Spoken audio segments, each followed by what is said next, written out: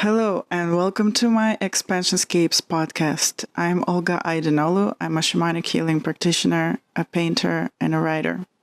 In this episode, I'm going to be talking about how protection is implied in setting sacred space.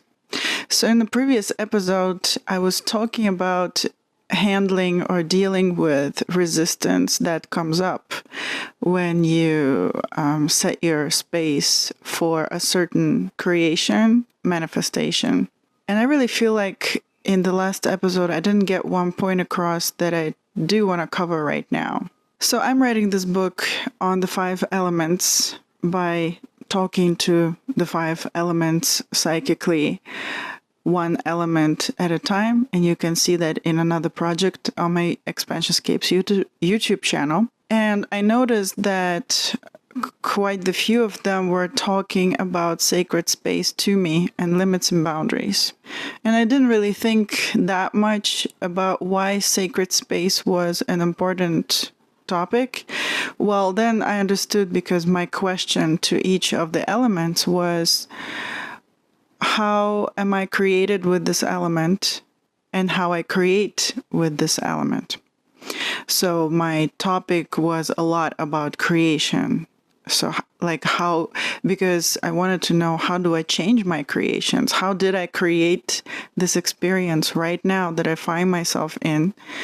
And how can I change this creation? How do I create another one in a more aware way? And then I understood their point of the sacred space, setting of your space, limits and boundaries, things like that. And in this episode, I'm going to talk about, how protection is implied in sacred space, or how it is like one of the constituents, or how it naturally happens when you set your space for a certain creation. And I'm not really talking about necessarily doing some kind of rituals or deep meditation for creation of your space, although that is, I would say, like, that is a very useful thing to do. But let's just say that we have an intention to create something. Maybe it's an experience, maybe it's a great day outside, maybe it's to record a podcast episode, or maybe it's to give our loved one a bath or something. So like, it can be anything, or it can be a book, or it can be something bigger. It can be a whole lifetime, in fact. And in my previous episode, I was talking about how I had resistance come up to the thing that I wanted to do for the space that I created. It doesn't really matter what, but I was talking about how I had resistance come up, and then how my guide was teaching me how I can deal with the resistance. And I'm not going to be talking about it today again, but I want to focus on those resistances that come up, and how we often, I think we overlook them a lot, but they really, really do matter. Why? So I would say that from the first moment when you start to have an intention, a desire, I think, yes, you can look at it as when you have an intention, it's kind of like it's a desire that you have become aware of and are committing to for this particular amount of time that this manifestation will need to take place. Maybe it's just brushing your teeth. I intend to brush my teeth. And in that moment when you just decided that you want to do this, but maybe you haven't fully committed yourself to a thing, to a manifestation, but your intention is becoming more and more clear and like more physical, more committed. If you listen quietly, you will hear little things pop up. Like, I see it like this. My space is like a circle around me, okay? Like my sacred circle. And this is like an imaginary space for me to do a certain manifestation, to create a manifestation. And I see it like this, like I'm in a circle. Well, it goes behind me too. where my cat is sleeping. And I feel like the moment I start to get more committed to this manifestation, I feel like there are little things that pop up. It's like I'm in water. I'm in like a pool of water, which is my space for this situation. And I feel like there are bubbles that just go up, fly up from the bottom of my pool of water.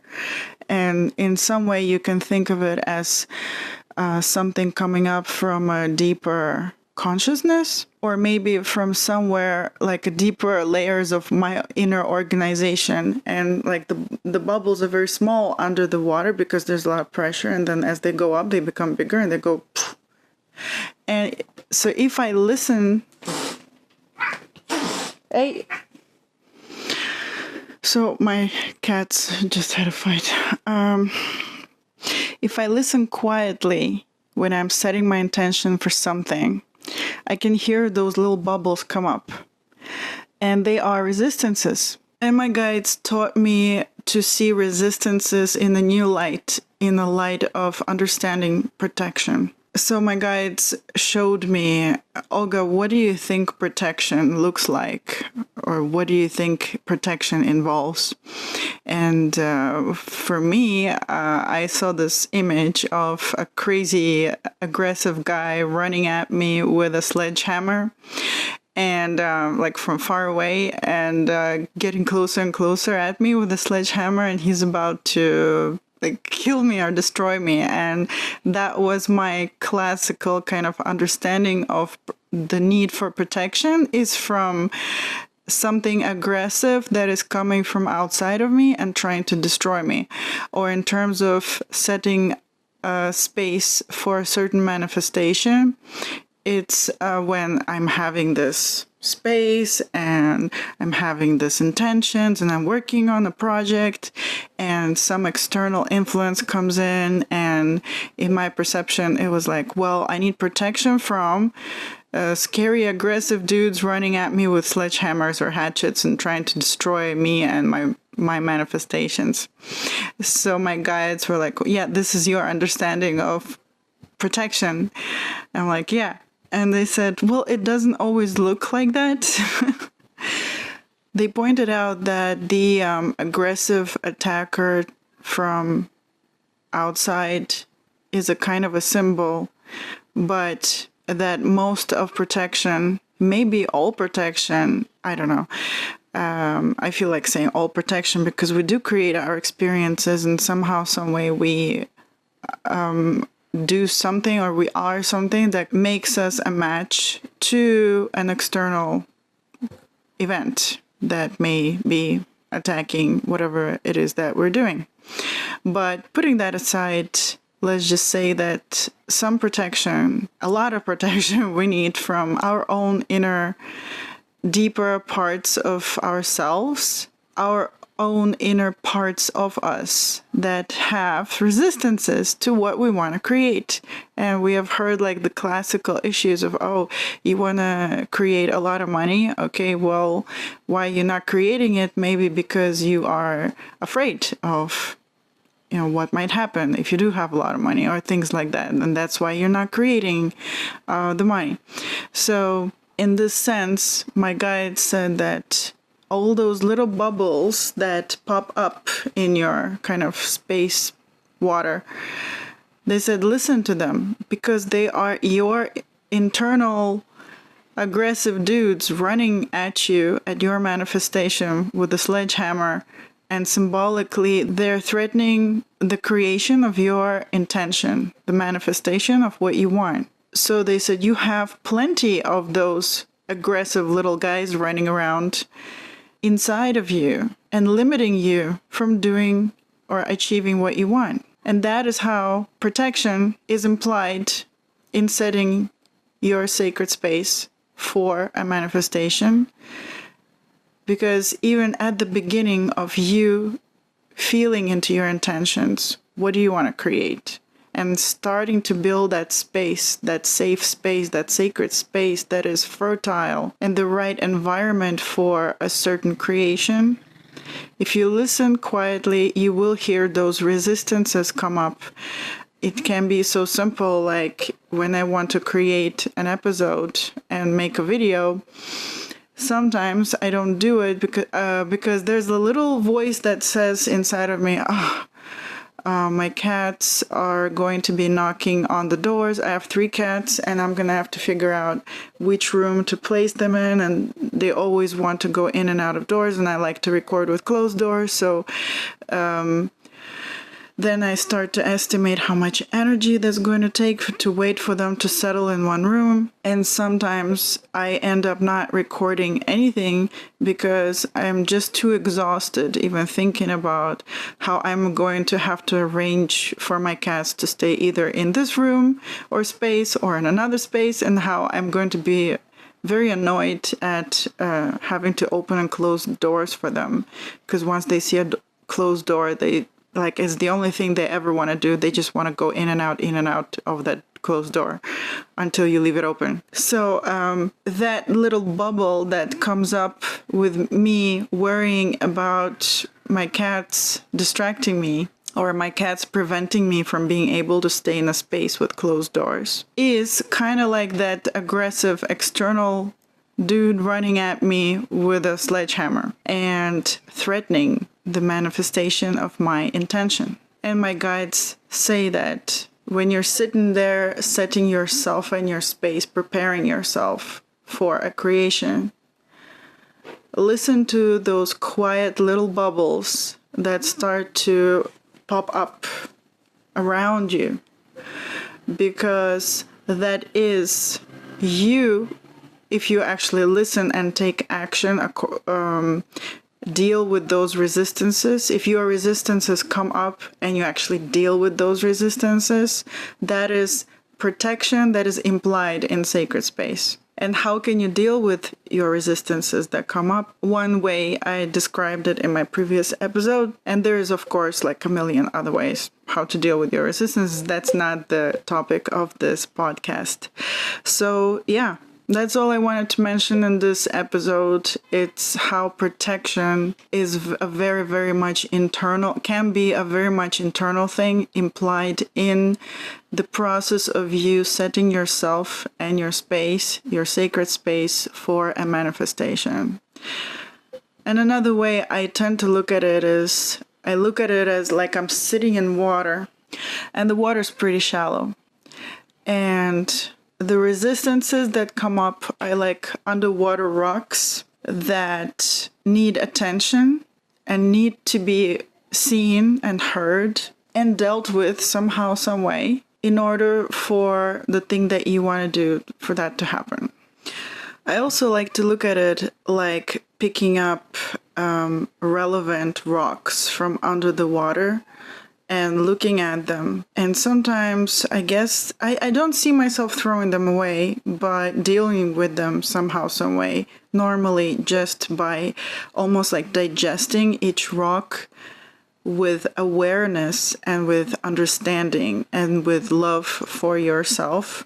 So if like each rock is a resistance, a fear, expectation, a belief, an assumption, an internal rule that makes you, that keeps you away from doing what you want, creating what you want, looking at each of those rocks, and almost like I see myself like just eating it, but like before eating is like just digesting it, or making it palatable or something, and not hard, but becoming softer and softer, and like falls apart and turns into little pieces of sand, and then the sand turns into something softer as well, and it becomes almost like nutrients for me, and almost like it becomes something that creates the fertile soil for my creation to grow. So I pick up rocks from under the water where I'm sitting, and with love, forgiveness, and understanding, and different perspectives, changing my perspectives on my own resistances, my own fears, I somehow consume them, like I eat them. That's the way I see it. I eat them. And thanks to eating them, yeah, I also get not only the fertile soil, but I also get the energy and nutrition, even nutrients for creating something. And I'm hearing like not something, but actually that very specific thing, because it was the nutrients of that rock that you needed to eat, like to consume, to digest the process in order for it to be the right nutrients and give you the energy, almost like giving you the energy back to yourself, because it was taking your energy away from you in the form of a lying rock on the riverbed where like I tend to swim, like the river of time, the river we all swim in our lives, and maybe multiple lifetimes, the river of multiple lifetimes even. Yeah, I feel like eating the rocks is like somehow metaphorically enabling me to create the things I wanted and couldn't as of yet. Why I couldn't? Because they were not processed. They were still rocks in my riverbed, and they were in a way threatening my intentions, threatening the manifestation of my intentions, of my desires. And in that way, by digesting them, we are performing something that I decided to call protection, that is implied in setting your sacred space for a manifestation. And sometimes when you discover enough of those rocks and becoming more and more vigilant and not scared to look at those rocks and making it more of a habit to actually look at those rocks, and in some way you can call it also shadow work, the more it becomes like a natural habit for you to check out those rocks, to listen to those bubbles that come up from your inner waters of consciousness and emotions and thoughts and whatever it is, the more of the rocks you can see. And you know how you take out a pebble from a river, and while it's still wet, it just looks so beautiful and amazing, because all the colors are shining because it's wet. And when it's dry, it becomes unattractive, and no, I don't know, it becomes like the same as every other rock on the dry beach. So I don't know, there's like some magic of picking up that shining wet rock and looking at the beautiful interplay of colors that the rock has and working with it, almost like melting it with your own love and understanding and desire to listen to this rock. And then I find that, yeah, if you have uncovered enough rocks, quite a lot, like a rock collection or something, you also are able to discern if there are any themes of these underlying rocks that you are uncovering and working with. So maybe there's a bunch of red rocks, okay? Put them all together. What is the underlying theme there? And I feel that the underlying theme of similar types of rocks or resistances is something that invites you to take a look at your karmic theme. And from my experience, we don't have just only one karmic theme per lifetime, but we have various karmic themes, some of them brighter than others, some of them louder than others, some of them take up more space and time in your life than others. But I feel that when you take a look at those rocks and find common themes, and by rocks I mean resistances, fears, and all the things that don't allow you or are threatening the creation of the manifestation of your desires. Looking at those themes, like, oh, these are reddish rocks, let me check it out, like what kind of theme they have going on. Or maybe there's a bunch of rocks that are greenish, and you can put them all in one pile and ask yourself, what kind of theme, karmic theme is this? And work with a whole karmic theme. And then that will allow more of the greenish rocks to come up, because now you're ready to work with this karmic theme and more. And now you can see all the greenish rocks so much easier underwater, because It's like working with that karmic theme has become activated and alive in you. So it's easier for you to spot the green rocks and to pick them up and to work with them. And I don't know where it all ends. For me, I feel like there's plenty of rocks in the sea, so to speak. I don't know. And I don't know, they probably turn to fish in my stomach and it becomes wisdom. So yeah, welcome to my internal symbolic language of how I see things, where rocks turn into fish, but and symbolize karmic themes. But anyway, protection implied in setting your sacred space. My advice and guidance for this would be, when you intend to do something, take your time to sit quietly and listen to those little bubbles pop up around you. And those are the things that are threatening your creation. And they're not crazy dudes running at you with like sledgehammers from outside necessarily. They are your inner parts of yourself that perhaps need to be heard at this time with love, compassion, kindness, gentleness, and understanding and forgiveness, digested, eaten even perhaps.